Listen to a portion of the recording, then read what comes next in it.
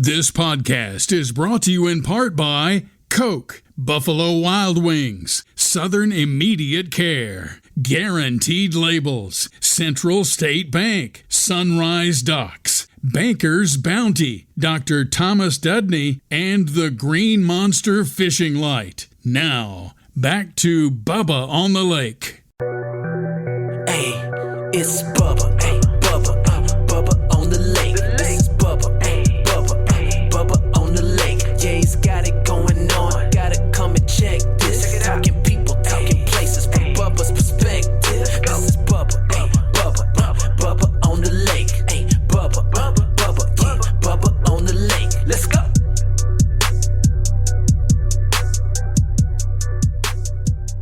Hey, Bubba, love the show. Quick question. Is there any way that we could get Betty's view on you with all of your snake mishaps? I just feel like that would be radio gold. Love the show. Keep up the good work. Hey, Bubba, this is Paul from Fultondale. Really enjoyed the podcast. I notice when you introduce yourself, you say mostly washed up. I know you're making fun of yourself, but I think you should add one more word in there and say re-energized as well. Also, I love the interviews with your family. I'd love to hear some of your tips and the tips from them on how you all grow from each other during hardships. Thanks again, Bubba.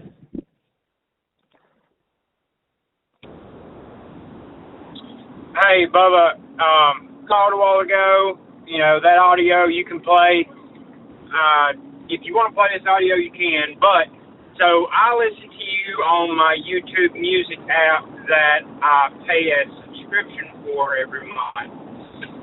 Podcasts are free. There's no, subscribing or whatever.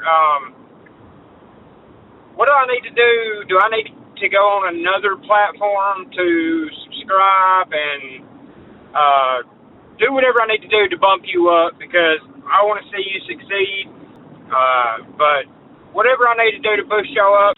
Hi, Bubba. Really loving your podcast. This is Alan from Asheville.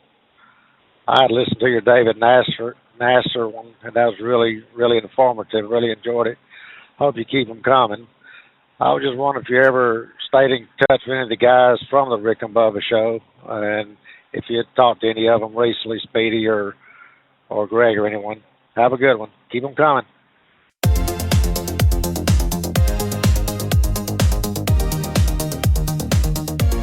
Well, hello again, everybody, and welcome. I am your semi-retired, mostly washed-up host, formerly the Rick and Bubba Show, and I want to welcome you to Bubba on the Lake. I am Bill Bubba Bussey, and we are broadcasting from the Mellayella studio.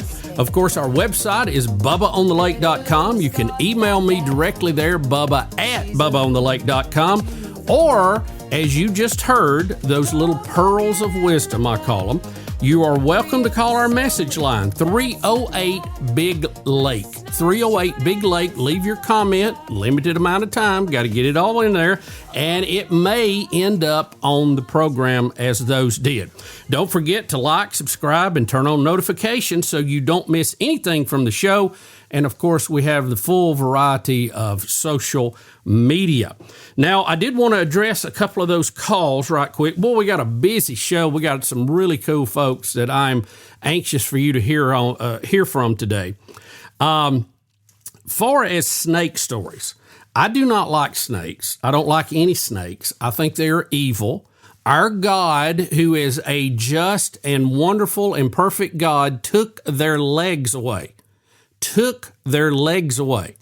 So I do not feel bad taking their head off. I feel like that it's almost following the example. Hate snakes, wish they wasn't around. I don't like the way they move. I don't like the way they look. They give me the creeps. And, of course, they can be dangerous. I have killed many over the years being an outdoorsman and a hunter. If I got to cut a little groove in my gun every time I killed one, I would have quite the markings on there. I think I would have made ace by now. So we'll talk more about those later. I don't like them. I don't even like talking about them. Kind of gives me the heaves right now. You heard some other comments there about growing the show. The comments about David Nasser, which I've got a lot of great feedback. David is a wonderful guy. Enjoyed interviewing him last time, and he has some real insight, being that he was in Iran. Now he is a Christian evangelist outside of Iran, and really, and I think we have to remember this as Christians to pray for those people. They have some leaders that are very evil, and we need to support them however we can. And I'm glad that President Trump took away their ability, at least immediately, to have a nuclear weapon. Let's see, bumping us up. We had the gentleman mention bumping up the show. This world of podcasting, and we're still learning and trying to weave through this. Podcasting's not new, been around 20 years, but it is new to me at the level that I'm doing it and the way that I'm doing it. And the most important thing is for you to listen to the podcast and subscribe to it. And then go to social media, subscribe to Facebook, subscribe to X, subscribe to Instagram. All of that plays into the algorithms that a lot of these podcasts are rated by. Especially those of you that watch on YouTube or listen on YouTube. We don't have the video component to that yet, but it's very important because those numbers are what we get compared to. So, I run into people all the time, and I'm shocked because they ask me how it's going, and they're encouraging me, and I ask them if they have subscribed to the podcast, and they said, no, I don't even know how to get a podcast. And I'm like, well, let me show you. This is pretty simple, especially if you've got an iPhone here. You pull it down, you go to the podcast app, you pop it up, hit the search button, type in Bubba on the Lake. I use all capital letters. And it'll pop right up. You hit it, bring it up, you're going to see the logo come up, and then hit the subscribe button. And then it also counts how long you listen to each episode. So all of that figures into it. I mean, I wish it was just pure entertainment. We could have fun, but the business side of it is required, and that really helps us out. Also, speaking of helping us out, we have some great sponsors on this show, and I appreciate them very much. They've come alongside us, and they want to support what we're doing, and it means a lot to us. We have a brand new one this week. You're going to hear the Green Monster Light. It's a friend of mine. They do a good product too, but they're joining our other sponsors, and that's another component that's important. You're going to hear them listed, and we need you to support them whenever you can. And even if you can't support them, drop them an email and tell them that you appreciate them being a sponsor of Bubba on the Lake. That does matter. They do look at that stuff. They do, when they go into their advertising meetings and they're trying to get good return on their investment, and that's what we're trying to offer them. All of that stuff matters. So it's a truly, truly team effort. We have got a great podcast. I'm going to talk to two very good friends of mine. I think you're going to enjoy it, and we will start all of that in just a minute. Speaking of those sponsors, you're going to hear from them right now, and we'll be right back in just a minute. It's Bubba on the Lake. Bubba on the Lake. A lot of life can happen between sips of Dasani. You know, the life moments, big and small, that are worth getting thirsty for. Like organizing a family movie night under the stars. Or hearing an old favorite song and having an impromptu dance party. Or finding a new dinner recipe that the whole family loves. The crisp, clean taste of Dasani was made for all of life's thirst-worthy moments. Dasani, because life happens between sips. Another staff meeting, another push for cross-selling, another awkward silence. Then Banker Bounty happened. The first referral platform made just for banks. One app that empowers every employee, not just your top producers, to bring in business. No more spreadsheets, no more silos, just clarity, culture, and actual growth in real time. Banker Bounty fixes more than your referral program. It fixes your momentum. Go to bankerbounty.com, watch the video, book your free demo. Banker Bounty, create, manage, and track referrals in real time. When you need urgent care, Southern Immediate Care is here for you. Illness doesn't follow a 9-to-5 schedule, so we offer support 7 days a week at convenient locations throughout Birmingham and Northeast Alabama, dedicated to serving all ages from children to adults. Southern Immediate Care offers occupational medicine services, including DOT physicals and testing. At Southern Immediate Care, your health is our top priority. Visit southernimmediatecare.com or call 205-409-2794. It's Bubba on the Lake, broadcasting to you from the mellow yellow studio. It's Bubba on the Lake.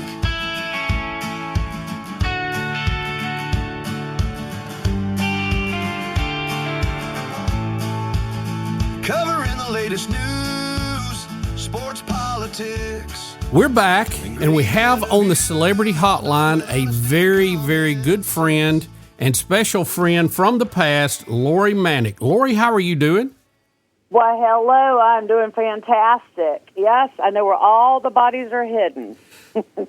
I have known Lori Manic, who used to be Lori Jones, who professionally was known as Shannon Stephens in her broadcasting career at Magic 96 in Birmingham. And we have been friends since college. As a matter of fact, Lori, you were probably one of the very first people I met at the college radio station.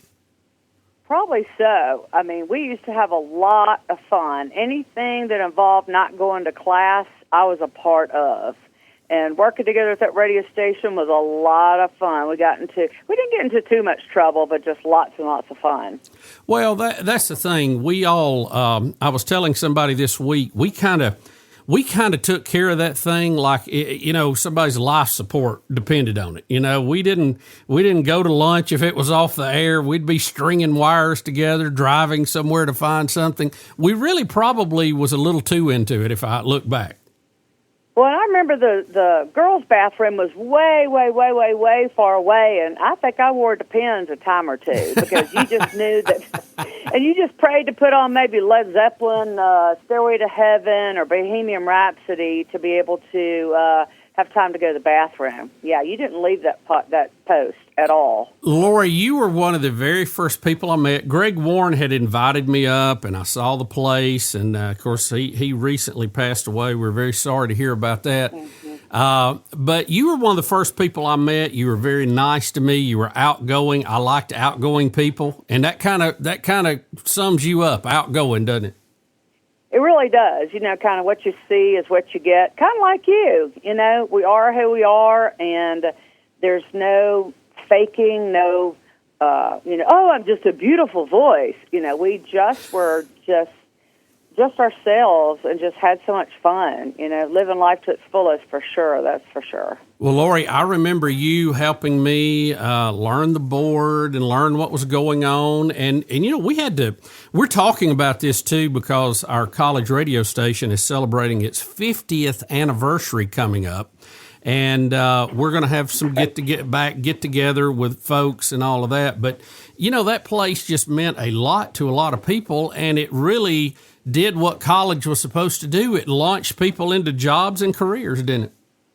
It really did. You know, my mom always said, when are you going to get a real job? When are you going to go to class and get your degree? And we just liked being on the air. It was a lot of fun. You got to be yourself. You got to play great music, and you know, you go on to your career and just have just tons of fun and meet really cool people and sometimes stars and all that. And I never knew that would come all with it, but it was a whole lot of fun. Well, you went on to a great career in Birmingham and still was helping me out. I would call you and ask for advice as we were trying to get our act together. And you always took care of us, and I certainly appreciate it. Well, you're welcome. And I remember when you called me and said y'all were going to have to sign a contract or something, and it's very scary at first because usually those things are slanted to make sure to protect the radio station. And, you know, you as a person on the air, when you bring so much to the place and they make so much money off of you, sometimes you want to make sure that you're protected and that you get, you know, some of it. And it's just it's a fun business, but it can be very tricky. And my gosh, you talk about a great run, and you continue to have a great run, just being a great entertainer, a great guy, and just so lovable. Well, Lori, you're being too kind. Now we're just officially goofing off. Yeah, we are. We are. But you know what? We've kind of reached that age. I hate to say it, but I hate to say the words, but we're getting a little bit older. But that doesn't mean you have to mature. I will never grow up. And that's just kind of the way it is. Now we just don't care anymore. Now we just are just ourselves and going to do what we're going to do and just living life, having a good time is what I like to do. Yeah, Betty always tells me, she says, you're 60, but you have the mentality of a 15-year-old, and I hope I'm able to keep that for a long time. Of course, we're in the world of knee replacements and heart stents and all that now, so it's not as much carefree as it used to be. I know. Now instead of, talking about, what car do you drive, it's maybe talking about grandchildren, those that are blessed to have them. I don't have any yet, but, it's like, are you on this medicine? What kind of blood pressure medicine do you take? Yeah, me too. What's your cholesterol medicine? How much you taking? No kidding. But, we're just glad to be alive, man, because it seems like people our age sometimes are starting to drop like flies, and it's really scary. So we're just blessed to be here and just, keep on keeping on as long as Lord willing, Lori, tell me, how did you get involved with the station? You were a big part of how I got involved, but how did you get involved and who got you on the air? How did all that start? Well, I always wanted to be a DJ. When I was 12, I always used to lock myself in the room and do the Casey Kasem Top 40 countdown every single week. And so when I was in high school, about to graduate, I worked a little bit at Kicks 106, which was a big station in Birmingham at the time, but I was an intern. And when I went to Jacksonville State, because I had a little bit of experience, I knew a little bit about the business, I didn't have to wait to go on the air. They let me go on right off the bat. And it was a guy named John Selman, who I'm still friends with today, who that trained me and helped me go on the air, and I was scared to death. And matter of fact, Randy Owen from the group Alabama is the first person I ever interviewed. I was horrified. And I just loved it. And then it's in you. You can't get it out of your system. It's like a sickness once you get into radio. But it's a fun sickness. But it's a crazy business. But I just enjoyed it. The people were nice, and we just had a lot of fun. And that's what I'm about, is a lot of fun. Do you have a favorite memory of your time at 92J? I've got a funny one and a great memory. Great memories were you and I in the production room, because you were our engineer. Right. And you and I don't know if you remember this, but you and I were in the production room, and back then, of course, we played records, or they call it vinyl now, and we were messing around in there, and there was a Beatles song, and I'm trying to think which one it was. But anyway, we were doing what they call backmasking, and supposedly it said a bunch of weird stuff as you played the song backwards. Do you remember that at all? Yes, I do, Lori, I do. Yeah, and I don't remember what it said, but it didn't matter. We thought we were cool because we did it, I thought, if I'm not mistaken, didn't it say Satan wants a biscuit? Yeah. I don't know if it was a biscuit, but boy, that sounds good. I tell you, the funniest thing that I remember is I was having to do news at the time, and there was a window right in front of where the board was where we were on the air. And a guy named Terry Joe Spradlin. Do you remember Terry Joe Spradlin? I saw Terry not too long ago, believe it or not, at a truck stop in Coleman. You've got to be kidding me. No, he walked. To our reunion? He walked right up to me and grabbed me on the shoulder, and I turned around. And I said, "Hey, it's the fat man in the morning, Terry Joe Spradlin." And by the way, he's still very dry and very funny. Good, I love it. But I'll tell you what, I was doing news, and he got up on a chair in the window right in front of me and placed his bare bottom, on the window, trying to crack me up. And you talk about trying to keep a straight face. I don't know that I did, but that was one of my funniest memories. Because it was a loose cannon, but we had a great time, and we were all very dedicated to what we did. Like you said, we didn't, we'd stay on the air 12 hours if that meant keeping that station on the air. And a lot of people went on to long-time careers, you know. And, you know, it was a big deal back then if we could go out and broadcast a sporting event. That was in the very early days. You had to have phone lines run everywhere. You know, it wasn't convenient like it is now. And how about editing? You had these big reel-to-reels, and you had to cut it with a razor blade and tape it back together. You talking about a changed industry because of technology. Wow. I know. You know, back when I first did my first commercial radio, it was a station called I-95. It was WAPI FM. And yeah, we remember that one, Lori. That was kind of a big deal, okay? I remember hearing you on there going, she has made it. She is in the promised land. You're too sweet. But I remember in the production room doing the splice edit, and I just thought, I'm never going to be able to do this. I'm never going to do this. And thank God good technology came back around not too long after that. But I remember that splice and that. These kids nowadays don't have a clue what that is. They just press a button on the computer, and it's edited for them. It's nice, you know. Lori, I remember me and Steve Camp always inquiring your help with some of your sorority sisters. I think y'all just wanted to flirt with the girls. That's the help y'all wanted. Oh, my gosh. What a great time. And it was so great. I think I stayed there, I keep saying maybe 7 years. I don't think I ever graduated. I know I didn't graduate, and I still would have left if they didn't start calling me didn't say yes, ma'am to me. Some of the other students, it was time for me to go. When the freshmen start saying ma'am, it's time to move on, isn't it? You got that right. Well, sure. Oh, my gosh. I actually went for 12 years. People don't believe that. I changed it to 10 and called it the Decade of Learning because nobody believed 12. But, you know, I did eventually get out.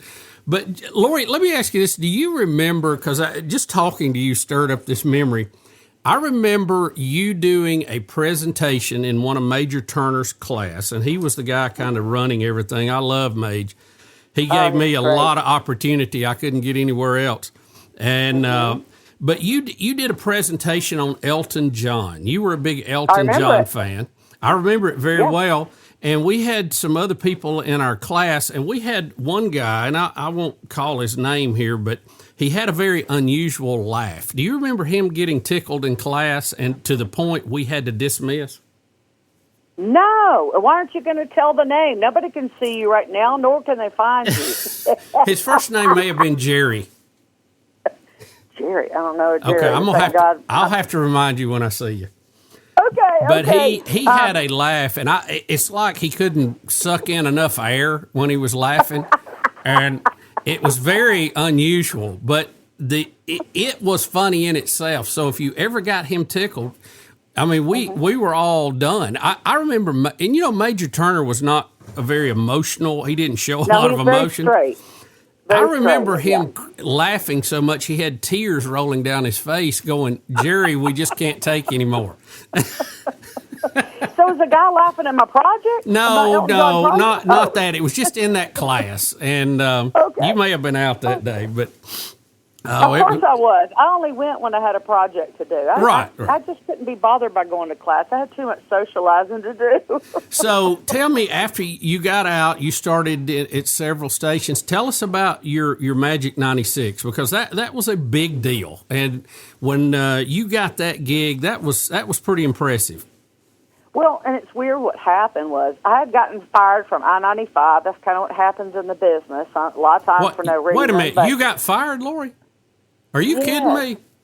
You don't trust anybody in the business hadn't been fired at least twice. I was fired twice. And I was working at I-95, and I was making fun of, I was doing news, and the guy, I was saying something like being a red-shirted freshman, and the morning host said, they're not the Crimson Tide, they're called the Crimson Tide, they're not the red shirts. I said, but I know he's a red-shirted freshman. And I got fired because I called him out and made him look like a fool on the air. So, and that was the day before Thanksgiving. I get a call from a guy named John Jenkins, and he called me from Magic 96, and he said, hey, I've got a job for you. And I said, yeah, whatever. At that point, I didn't trust any program directors because you just got screwed over. So I went there, and he said, I have got some big plans for you. I said, yep, I've heard that one before. What? And he said, well, you just be a jock for us for a little bit, DJ. and I have a partner that I have in mind for you. I want you to do morning radio. And I thought, what?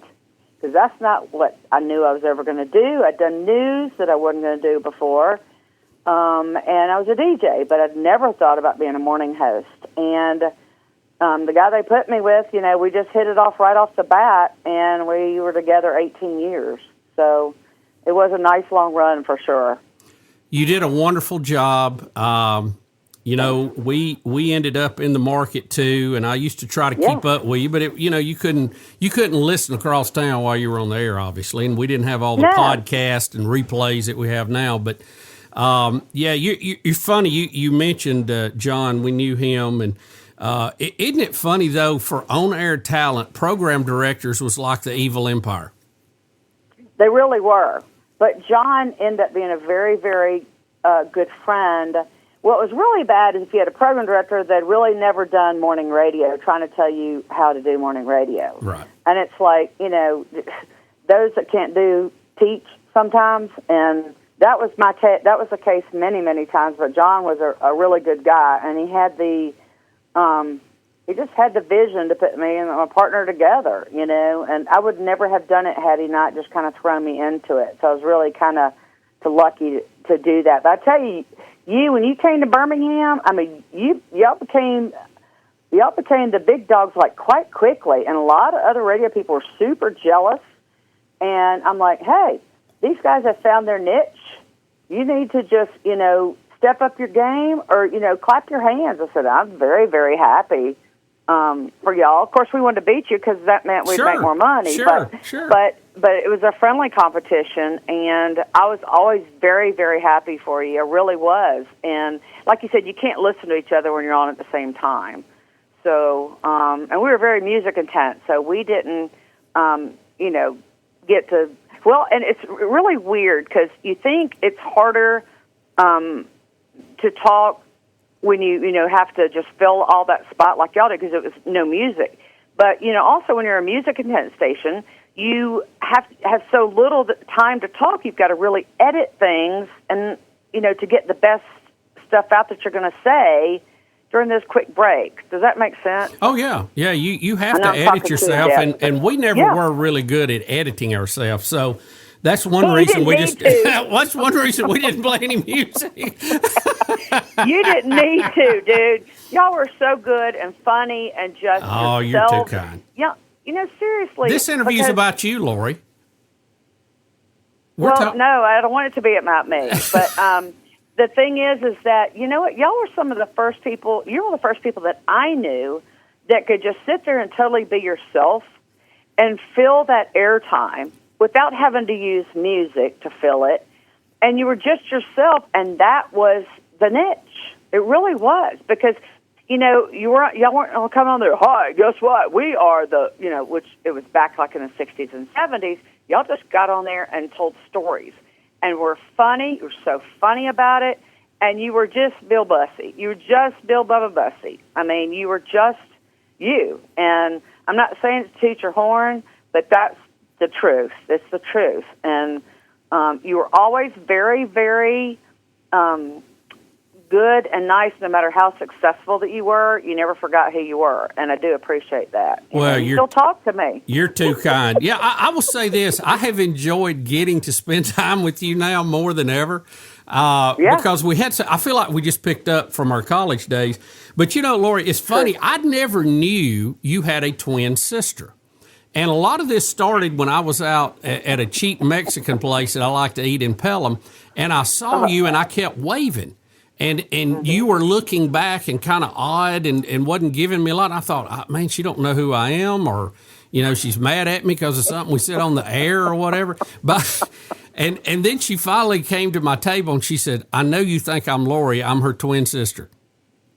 And that was, I like to choke on my chimichanga at that point, you know. You know, we're not twins though. But we you are look 4 years. You look. Everybody thinks we're twins. Yeah, we had T-shirts in college. My mom made.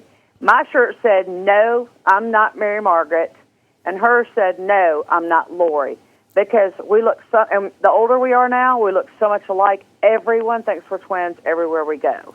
Did And y'all? we're 4 years apart. Did y'all ever steal each other's boyfriend growing up? We played jokes on them before. Like one guy came to the door or I came to the door when a guy came to get her, and he didn't know the difference. And I thought, dude, you need to drop him, Mary Margaret, because he doesn't even know that I'm not you. And another time, remind me to tell you about, now we have a triplet sister. We found out we had a sister we didn't know we had. What? And she looks just like us, too. Oh, yeah, it's scary. Lori, Now that's a whole nother segment, it sounds like. It really is. So, it really is. It's a DNA test. Yep. Wait a minute. You found a sister out there in the public you didn't know you had? That's correct. That's correct. Wow. The story is unbelievable. It really is. It's like, whoa. So that's like one of those 23andMe stories. It really is. It truly is. And one of my TV friends said, hey, we need to do a segment on you. And I said, okay, but for some reason it never came about. But it's a really cool story. It's a every emotion you can think of story. It's a, you got to be careful when you do your DNA. You don't know who's going to be underneath that rock pile. Boy, you don't know. It's a mess out there, isn't it? Yeah, no kidding. Oh, my gosh. Yep. You know what? Yep. Believe it or not, you're not the first person to tell me that story. I've had several tell me, and that's one reason I ain't going anywhere close to that test. I don't want to know. You mean for your family, not you yourself. Oh, I don't want to know. I mean, Betty doesn't need to worry. I don't want to know. Lori, let me jump back to college radio days. Tell me, who was some of the people you worked with there at the time? Who was the station manager and program director and all that when you were there? Who all did you work under? There was John Selman. There was Chris Hubauer that went on to be Chris James. There was Leo Davis, who ended up being the program director at Q104 in Gadsden, where you ended up. Right. Steve Malcolm, who's still a dear friend. Enjoyed getting to talk to him. Yes. There was a girl named Emily Tierney that went on to do news at CNN. CNN, I remember that. Yeah, I never talked to her after that, so I don't know what happened to her. But Rich Daniel, he was a little bit younger than me. I think you're a year or two younger than me. But he came along during the time I was there. Okay, and he ended up working at CNN and just retired a couple years ago. Yeah, from Dallas, Georgia. That's right. He's still there, too, which is really cool. Yeah. So those are the ones I remember. Because, I was there, like I said, for probably off and on 7 years, so I got to know a whole lot of people throughout the years, and I never wanted to leave. I mean, it truly was so much fun. I'm not talking about going to class. I'm talking about the radio station and just the people on the campus and the friends you make that you're there, and you make lifelong friends, especially if you're in the same career. It reminds you a lot of WKRP, the TV show, doesn't it? Yeah, it does, and definitely probably twice the humor. Just the egos, especially when you go in professionally, and you work with all these egos, and some of them, it's like you and me, we're like, get over yourself. I mean, you put your pants on just like I do. You make more money than me, but still, we're all the same. And it's a fun, crazy business, and people move. This is one thing I thought. A lot of people move from market to market. Like for Birmingham, they go to Atlanta, then they go to LA. Because I was at I-95 right after Mark and Brian, and but I just like to stay in the South. So I was in Birmingham, and I just switched from station to station. Back then, you could do that because now stations own 4 or 5, and you get fired from this group, and you have very few choices to go after that. But that campus radio station was gold, in my opinion, and we just all loved it so much. We really did. Yeah, I came in when Alan Rhodes was the station manager, Troy Hayes was the program director, and I was in and out several times. Sheila Hires was the manager at one time, and then that's when I was promotions director, and over 12 years on and off, you'll meet a lot of folks. Uh-oh. What happened? I don't know. Somebody's getting a call, I guess. I don't know what it is. Lori. It's not me. I don't know. I think it's aliens. Yeah, maybe. Well, the podcast world, you're liable to get something like that in a minute. Somebody may be I guess that's what call waiting sounds like on the celebrity hotline. he got somebody way bigger than me coming next, I'm sure. Oh, me. Well, Lori, thank you so much for taking time to talk to us. It's been so much fun getting to reconnect and relive some of these memories. And we've got a 50-year anniversary of the station coming up this fall. I know you're going to be involved in that. And I'm back at Jack State working, so, we've kind of come full circle in a lot of ways, but I certainly hope to have you and your hubby down to the lake sometime, and so we can sit around and reminisce a little bit more. Okay, y'all heard him say that now, because I'm holding you to it, because I've been waiting for an invite ever since Bubba on the Lake came around. Well, guess what? You are going to be one of the stars of episode 20. Good. Looking forward to it. Lori Jones, Lori Manic, or Shannon Stephens. She's known by many names and loved by many. Lori, thank you for taking time, and we will be in touch, and thank you for being on our podcast today. Thank you, buddy. Love you. Take care of yourself. 1, 2, 3, 4. We'll be right back. You know one thing I love about Buffalo Wild Wings? You can get wings with any of their 26 sauces and dry rubs for takeout and delivery. That's like bringing an entire B-dubs home with you, which you can't do. I tried. I've knocked down so many walls, only to then be told to halt construction because I'm not zoned to be a sports bar. Kinda just looks like a big pergola or something because of the lack of walls. At least these 26 sauces and dry rubs are available to go. Buffalo Wild Wings. Let's go sports bar. Just got that new boat? Let Sunrise Docks protect your investment with Swift Shield boat covers, Neptune boat lifts, and easy ports for your personal watercraft. Plus, they have composite decking that stays cool, designed with your feet in mind. Sunrise Docks is always first in quality, first in service, and first in customer satisfaction. Right off Highway 63, your Lake Martin headquarters, with 2 barges and the most experienced boat lift crew on the lake. Sunrise Docks is your lake life expert. Call 256-392-5200. Illuminate your night fishing adventures with the ultimate in submersible fishing light technology. The Green Monster Fishing Light attracts bait fish and game fish in all water environments. Turn any dock into a vibrant feeding frenzy. Compact, tough, and energy efficient. The Green Monster Fishing Light will provide endless hours of family entertainment and enhanced nighttime visibility for safe docking. No dock, no problem. With our 24-inch portable Green Monster Fishing Light, start landing trophy fish tonight. Visit thegreenmonsterfishinglight.com.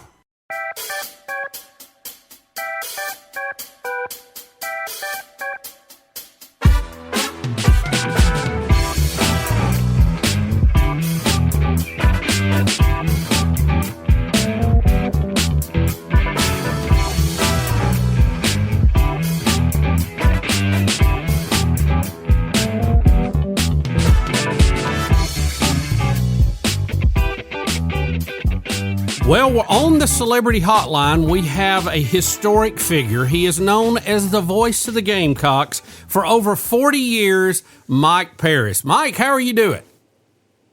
I'm good. Does that mean I'm old? You throw it out there like that? Well, you've been doing this a long time. Very few people do a job for 40 years, but we're certainly glad at Jacksonville State University that you're still on the mic. Well, I'm glad to still be doing it. I'm very blessed. As a buddy of mine tells me quite frequently, how bad can life be? They go to ball games. Yeah, I know a lot of people that are showing up at jobs they hate every day, and the fact you get to go and do ball games, that has to be kind of cool. It is fun. I get asked most of the time when I'm doing something, which you like best, football, basketball, or baseball, and quite honestly, I don't know that I really have a favorite. As long as we're winning, that's all that matters, is the fact that we're winning, and that makes it a whole lot easier. So, but I enjoy it. Mike, I've known you a long time. When I was back at Jack State in the 80s, when you first started, we were starting the very beginnings of the network, and then people like Mike Hethcott came along, and you got more involved, and it grew over the years. I'm glad to be back. I'm honored to be back working with you again now. Well, I'm glad that you're back because you're taking some stuff off of me that I don't have to worry about anymore. And, I'm so glad one of the first things I got to do when I got to Jack State, it was get you some new headphones. And they were so wonderful last year. Now if we can just get a new equipment case, everything will be great. It's amazing. The headsets these days compared to when I first started doing this years ago, you don't it doesn't feel like you're wearing lead on top of your head anymore now, I'll put it that way. Well, Mike, you have been there and you have been calling games for how many years is it now exactly? Starting this fall will be 43 years there and 47 years total in broadcasting. Wow. That's impressive. That kind of means you're old, doesn't it? Yes, it does. My hair was a different color when I started than it is now. Hey, Mike, all of our hair was a different color when you started. So, Mike, you have had the pleasure of being at Jacksonville State. You've seen a lot of changes over the years. You've seen a lot of coaches. You are a member of the Sports Hall of Fame there, rightly so. And you have covered, I guess it was 5 different national championship games that the Gamecocks were involved in? Right. Let's see. We played in 3 football and won one of those, and then we won both baseballs and then basketball. So those were obviously very good days at that point in time. So, we lost a championship game in the snow. I remember that one very well. For a while. Yep. 1989. Your backside's probably still cold from that day sitting out there in Florence, Alabama. It was a little chilly even in the press box. Oh, I remember it very well. And the reason Mike says that the way he does is because we were running the wishbone offense at the time. Coach Burgess was there, Rick's dad, and we had beaten this team on their home field earlier in the year. But when we got up and it snowed, snow is not friendly to a wishbone option offense. It is probably what we would call the worst case scenario. I'll never forget, as long as I live, Rick and I, we were rooming together. We knew that snow was coming in on Friday night. We wake up Saturday morning. I look out the window and I said, "You're not going to believe this." And he jumps up, throws the curtain back, and looks out. Coach Burgess's nickname from his playing days at Auburn was Bullet. He said, "This is God's way of telling the Bullet that we're not going to win a national championship today, and we don't lose in 3-0." So, but it was that's one of those days I'll remember forever. We block a field goal any other day. Eric Davis, who's now back and working in the football program, would have run it back for a touchdown, but he just got no traction taken off and got a few yards with a blocked field goal trying to run it back, but they were able to get to him and tackle him to keep him from running it back for a touchdown for us. But it was, obviously you're not prepared in the South for something like that, surprise snowstorm like that, and they took the aluminum bleachers or seating that was on the sidelines and tried to go across the field from sideline to sideline to scrape the field, and all they did was pack it down even tighter and make it even icier, I think, on the playing field at that time. So it was just a different day than any other from that standpoint to play for a championship. I think if we had been on the field and on a dry field that day, it would have been a totally different outcome. Oh, as you mentioned, we had beaten them soundly at their place, beat them 23-3, and it really wasn't that close. In fact, at that time, weren't as many teams in the playoffs in Division II as there are these days. They had already started packing up equipment. They did not think they were going to get the playoffs, and they got a call on that Sunday that they were in an at-large bid, and I guess one of the last teams to get in the 16-team field that year into the playoffs, and then ended up winning the national championship. Mike, you've had so many memories and so many great moments. Is there any others that stick out that just you go, I will never, ever forget that second and the way I felt? Well, the first title that we won in '85, basketball in Springfield, Massachusetts, and this was before the three-point shot. We were down 7 with 2 minutes to go in the game and came back and won it. And, that will forever, that bunch, That was only my second year, and I thought, boy, this is pretty cool. This is nice winning a national championship like this.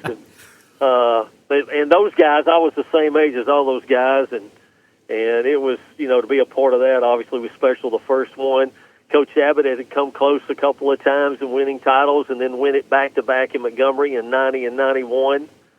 Those games, and people say, well, it's Division II. It doesn't matter, and I'll never forget Coach Jones when the team pulled in from Florence after the championship game in football in 92 and winning it up there and beating a team that you'd lost to in the championship game the year before. And our guys are climbing off the bus and just, happy, and some fans there at the field house and everything. And Coach Jones said, these guys don't know right now what level they want. They know they won a national championship, and that's all that matters. And that's, if you're at the pinnacle and the peak of what you can do where you are, that's all you can do. So, that's special at that standpoint. And then since we moved to Division I, some of the things that stand out, obviously, and especially going FBS football, winning the bowl game in New Orleans in 23, winning the Conference USA title this year, we got to the NIT in basketball this year for the first time ever. We beat Georgia Tech at their place, beat them handily at their place in the opening round.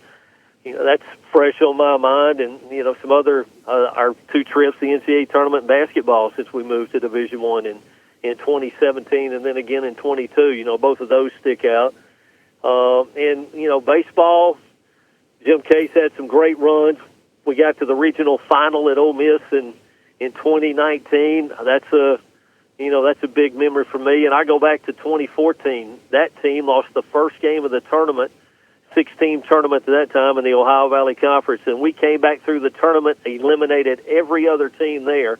We won 6 straight games Thursday through Sunday to win the title and get to an NCAA regional that year. And if you follow baseball and know something about baseball, what those guys did to win 6 in a row like that, pretty special, and that's a memory that'll stay with me forever also. We're talking with Mike Parris, the voice of the Gamecocks, of course, Jack State University. Mike, one of my favorite memories, and I remember where I was, you were talking about the 85 basketball team. To get to go to the championship, they had to win a game at Southeast Missouri. I believe it was Southeast Missouri. Melvin Allen hits a shot just over the half-court line to win the game. And I remember that call. I remember riding where I was at the time. And I tell you, you put me there, the excitement. That was a great memory for me. Now, there's been a lot of them, but I remember that one especially. Well, I remember that one too. Very small gym, Houck Fieldhouse, where they used to play at that time. It now serves as home, or it did, for their gymnastics program. And I think now with what they've done with football and expanding their facilities, I think it's out now in part of the football stuff. But anyway, we were actually sitting right above the scores table. I mean, this is like an old high school gym in the old days. Sitting right above the scores table, a row or two up. Mike Galloway, then the sports information director, is sitting next to me. Melvin hits the 30-footer and scoops, as he's known to most everybody at Jacksonville State, reaches around and is grabbing me and squeezing me by the neck and yelling, "We're going to the Final Four, we're going to the Final Four," and I'm trying to describe and talk about what's going on with all this going on in the midst of all that, too. So it was a memory that also sticks out.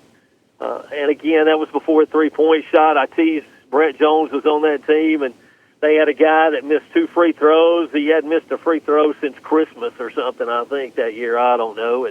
But he was a veteran, experienced guy. He misses 2 free throws, second miss. We get the rebound and get the pass out to Brett Jones, and it was like a hot potato. I told him it's the most famous pass ever made in Jacksonville State basketball history because he got it to Melvin for the game-winning shot. So, and another quick item to that, by the way, the following, I think it was Monday after we had beaten SEMO at their place and getting ready to go to Springfield, Massachusetts, the Anniston Star, local newspaper, was sort of recreating it and doing another story about it.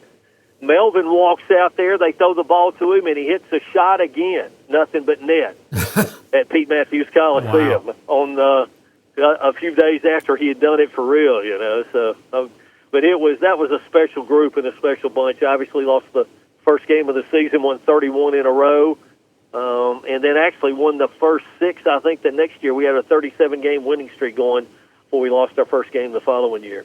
Mike, what about going to Oxford, Mississippi and beating Ole Miss in football and beating Florida State down there at their place? Those were huge wins for our program. No doubt about it. Put us on the map, I think, you know, with Division I athletics.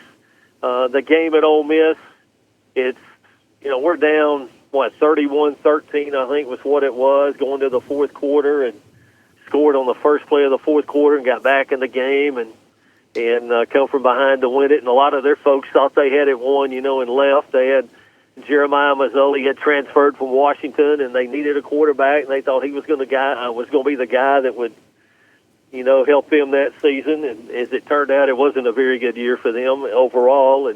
But we shocked them that day. And then you mentioned Florida State and going down there and winning. And you know, again, in the fall of 21 to win that game, we had almost beaten them a couple of times down there. We played very good the times we've been to Tallahassee. Led them to the final minute of the game back in 2009, which was the year before we won at Ole Miss, and they came back and beat us. Ended up being a 19-9 final. And then we played them in the fall of 20 during the pandemic and led the game in the third quarter before they came back and won it.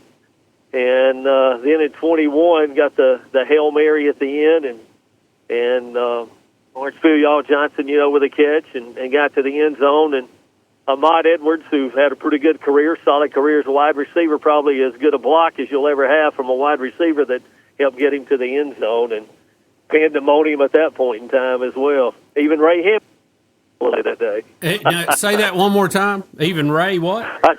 Even Ray Hammond got excited a little bit with that one going that night. Yeah, you get to work with probably one of the nicest guys on the planet. That has to be a lot of fun. He is a prince of a guy. If you don't like Ray Hammond, then there's something wrong with you. I'll just put it that way. He and I, it goes back to his coaching days and his high school career as a coach, and it's when I first met him. And we've had a friendship for 40-plus years now, and he does a terrific job and in the broadcast as the color analyst, and we've had a lot of fun, and I greatly enjoy working with him and have all these years. Mike, I thank you for taking time to talk with us. You're actually on the road, right? You're coming back from vacation? Coming back from vacation, yeah, getting back. It is almost time to crank it up and get it going for another year here, but we've got a few more days, but in the next few days to kick everything here for the upcoming season. You've been around the program a long time. I grew up in Jacksonville, so, you know, I remember the 1970s team, Boyce Callahan. I remember when Ralph Brock, later Dieter Brock, played. Can you believe the changes you've seen over that period of time? And, you know, when I first came in 1983, Jim Fuller was the head coach for that year in 83. And then he left and went back home to Tuscaloosa to become an assistant with Ray Perkins when he replaced Bear Bryant. And we had a coach for one season, 84, and left, and then Coach Burgess came in at 85 and had all those great years that we had with him. And then the change, you know, we made the change to go to Division I. And I'll be honest, what we have now facility-wise with the stadium and now with the new football operations center and our baseball stadium. I just, you know, at that point in time, you know, I go back to September 1983. No, I didn't think anything like that at Jacksonville State. And I was just thinking the other day, it's hard to believe. 2015, we went to the FCS championship game out in Frisco, Texas, and we had 3 home playoff games that year in the NCAA FCS playoffs. Probably the 3 best environments we've ever had, in my opinion, for playoff games at home. It was full for all 3 games. We had Chattanooga the first game, and then Charleston Southern a Friday night quarterfinal round game, and then Sam Houston State comes in, semifinal game. We owe them one. They knocked us out of the playoffs previously, beat us at home, and we thumped them pretty good that day. And three of the greatest, most energetic, emotional crowds, and hard to believe that's been 10 years. But to me, those are probably, as far as football goes, probably the three greatest crowds we've had during my time doing this. We're talking with Mike Parrish, the voice of the Jack State Gamecocks. Mike, not only have you done a great job, you've had an incredible record of showing up to all the games. I mean, things happen. People get sick. Family members get sick. Over that period until this past season, do I understand? Do I have this right? You had not missed a broadcast. I had not missed a football broadcast. Okay. During that time, and I was with basketball early in the season. We were at the Air Force Academy. They had a freak snowstorm before Thanksgiving, and Colorado Springs. Even the locals got caught off guard. They actually closed school and shut down roads and things around there. How about that? That doesn't happen much. No, and we get to the airport, and just as we pull up at the airport, our flight out of there gets canceled. It was going to be the next day before we could get out. I was going to rent a car and drive. Unfortunately, I couldn't get. I could have gotten to Denver, but I'd have been in trouble after that because interstates were closed there, and from Colorado down into New Mexico, so I couldn't drive to get to Dallas or Ruston, Louisiana for the game, Louisiana Tech. So the ball game at Louisiana Tech this past season is the first one I've ever missed in football, and I missed one. And I've missed some games in basketball through the years because of the overlap of the seasons, and I've missed baseball games. Right. Because Well, of the you couldn't overlap, help. You couldn't help schedule. Right. Yeah. But I missed one in basketball of all things. This was in, I think it would have been 90. I believe it was February of '93. That's a long time in my ago. 30s. I came down with a chicken pox. How about that? So I missed. It was our final road game of the year that year. We were playing. We were in transition between Division II and Division I, so we were playing a regular season schedule and no conference games whatsoever. It was, talk about different. That was a different year that year. But I missed that game because I came down with a chicken pox right before they took off on the road trip. That's the only game that sickness-wise that I've missed any sport throughout my career. There have been times I sounded like Mickey Mouse doing games, trying to fight through laryngitis coming on or something. But other than that was it. There's a lot of irony being the voice of the Gamecocks and having chicken pox. Unbelievable. I didn't know. Worst headache I've ever had in my life when I started all of it. Mike, I knew something was wrong then. Let me ask you this because I get asked this a lot. Talk to me and tell everybody about how you prepare for a game. You have a lot of notes. You have a lot of information. Tell us how you prepare and how do you remember all these things? Well, first off, as you mentioned, the game notes, and we've been blessed at Jacksonville State with some great sports information people, Scoop, Mike Galloway, Greg Seitz, Josh Underwood, from a football standpoint, now Donnie Smith, and, other guys through the years. Daniel Porter's still there now in a different role, but him and other guys through the years, Tony Schmidt's still there at this point in time. But they've been great. You get the game notes from them. You get the opponent's game notes. You go through that. You get stuff from the conference, the league that you're in. They'll send out some stuff throughout the week as well. So you've got all that to go through. My dad used to say and would tell people that I learned to read by picking up the sports page in the newspaper. And at one time when I was younger, I could remember names and numbers. And I knew everybody in Major League Baseball, who they played for, what their number was, and all that. Baseball, basketball, and football, quite honestly. NFL, Major League Baseball, and the NBA. As I've gotten older, I don't worry about all that anymore with all the teams and everything. But it started at a young age like that. And, preparing for football is a little different because, obviously, the rosters are much larger than they are in the other sports.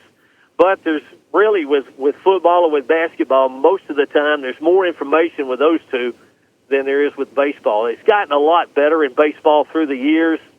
At one time, really, you didn't get a whole lot of information in baseball because they're just, at one time there probably wasn't a whole lot of emphasis as much as there is now put on baseball. So, but that's been, you've got all that to go through, and I'll usually start most of the time, game play on Saturday, I'll start Sunday afternoon, doing some stuff, on us, so to speak, Jack State, and looking at the opponent, and then, cranking into full gear, doing the depth chart and notes on the guys on the depth chart there, and trying to get names and numbers associated that way. And it's different now in that regard with the transfer portal, because especially with our team, from year to year, all the guys coming back, and there wasn't a whole lot of turnover except for the seniors. And, now sometimes, at least the last few years, it seems like it's a whole new team every year, no matter the sport. And the same way with your opponents, the leagues, the league that you're in, you knew the guys would be returning and coming back, and had an idea and already, knew some things about them before the season started. But again, with a transfer portal and guys and gals in and out and everything, it's a whole new world now as far as preparation goes. Mike, to some of the young folks who may be listening to this thinking, and we deal with a lot of those at Jack State, coming through the communications program, but talk a little bit about how you got started. Where did you actually get your start, and how should somebody go about that today that's really interested in that? Well, I was a wannabe athlete that didn't have a whole lot of athletic ability.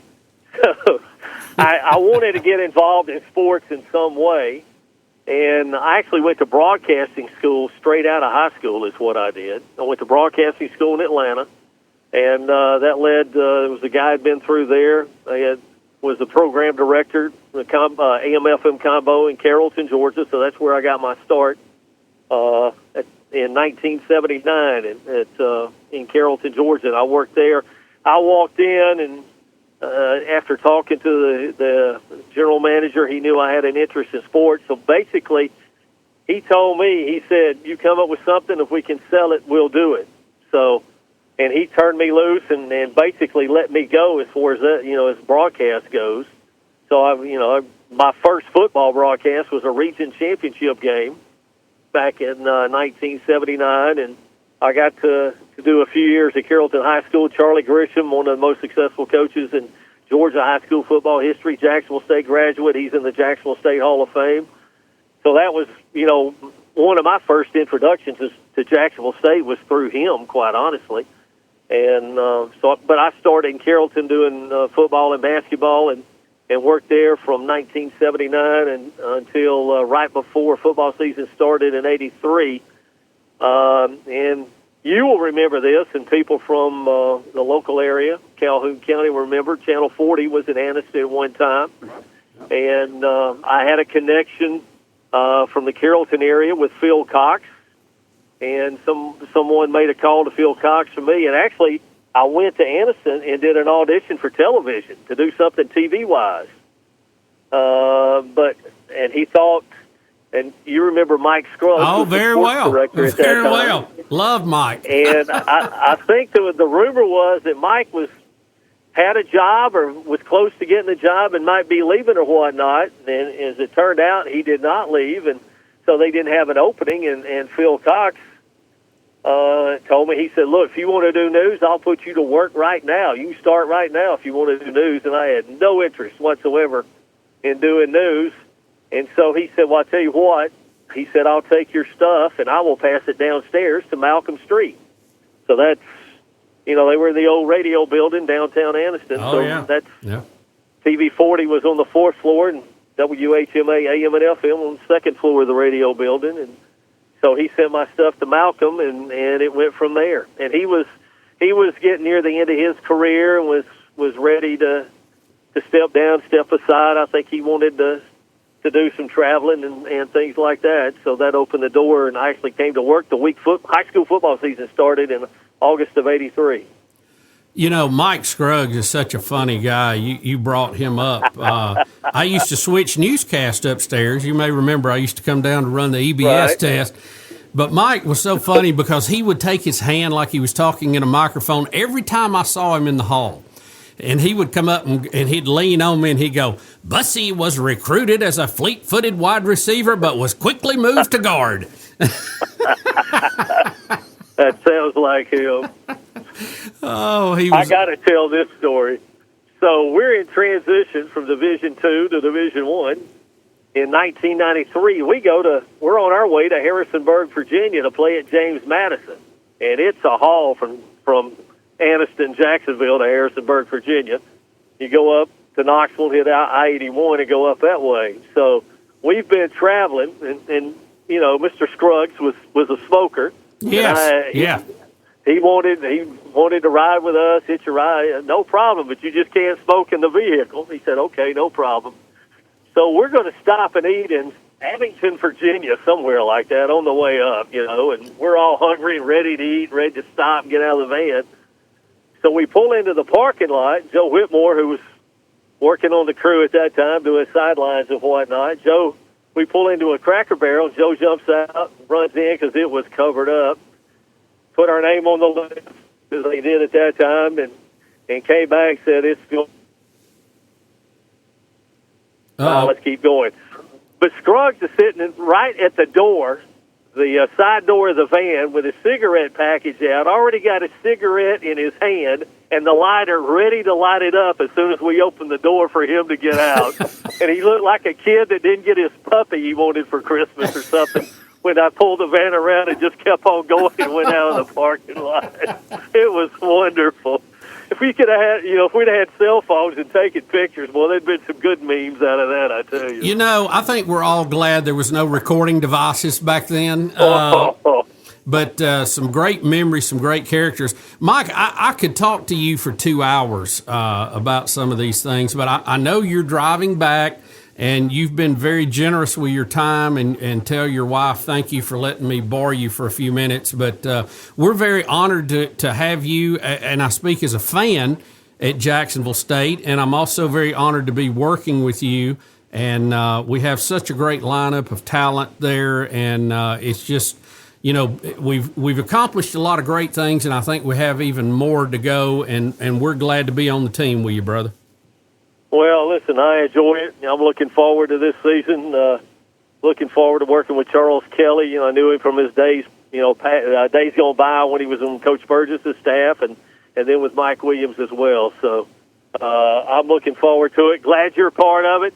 Glad you're in charge, and you get to make all those decisions now, too. Listen, I just serve the talent. I'm like the waiter going from table to table taking orders. I just hope y'all tip good. That when I need something. Yeah, I hope y'all tip good when the bill comes, Mike Paris, the voice of the Jack State Gamecocks. Mike, thanks for being with us. Drive safe, and we will talk to you again soon.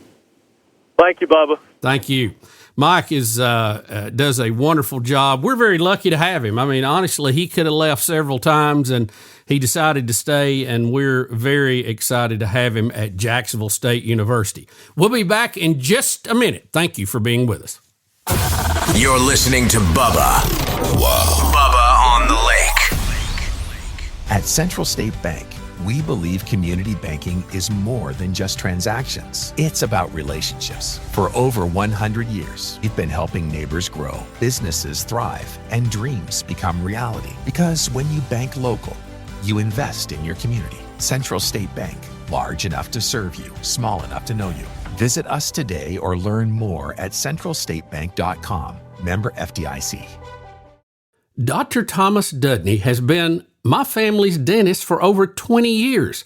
And about that same time, 20 years ago, he gave me a new smile with veneers. And let me tell you, it was one of the best decisions I have ever made. I had no idea how people interacted with you so differently, personally and professionally, if you had a nice smile and you could smile at them. Right now is a great time to check with Dr. Dudney about the possibilities of upgrading your smile. 205-663-6545 or visit thomasdudney.com.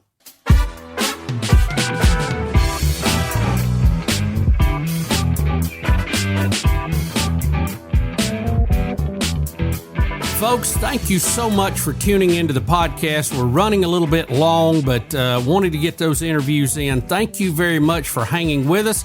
It is the 4th of July weekend when we're recording this. I want everybody to have fun, but be safe out there. We'd rather talk to you than read about you. Thank you for being a part of Bubba on the Lake, and we will talk to you again soon. And remember, being on the lake is more about a state of mind than a location.